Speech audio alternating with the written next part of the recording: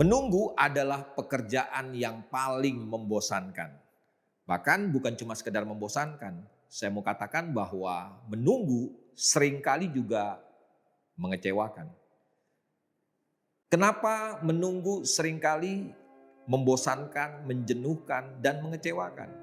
Jangan-jangan ini yang terjadi karena ketika kita menunggu, kita tidak melakukan apa-apa.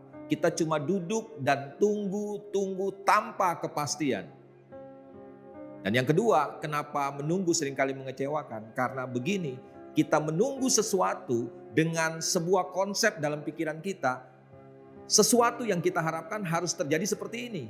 Dan kenyataannya ketika dia datang, tidak seperti yang kita harapkan. Kita kecewa. Kenapa kita sudah menunggu terlalu lama dan kemudian hasilnya tidak seperti yang kita harapkan.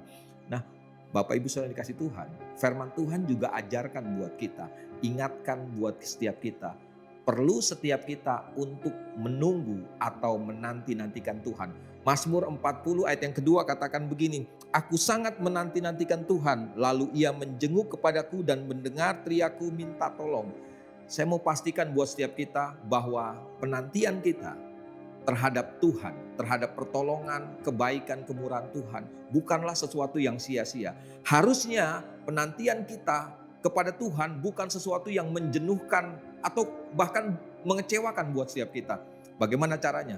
Sambil menanti-nantikan Tuhan, ini yang saya mau katakan buat setiap kita. Terus kerjakan apa yang menjadi tugas kita. Terus kerjakan apa yang menjadi tanggung jawab kita.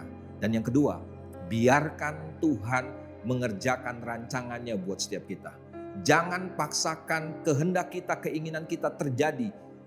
Sehingga ketika Tuhan menyatakan pertolongannya, saya mau katakan kalau kita siapkan diri kita untuk menerima kehendak Tuhan dan rancangan Tuhan, saya percaya kita tidak akan pernah kecewa. Bapak Ibu saudara kasih Tuhan, saya percaya menunggu, menanti-nantikan Tuhan bukan lagi sesuatu yang menjenuhkan, bukan lagi sesuatu yang bisa mengecewakan setiap kita. Lakukan apa yang menjadi tugas kita, dan yang kedua, biarkan Tuhan merealisasikan rancangannya buat setiap kita. Tuhan Yesus memberkati.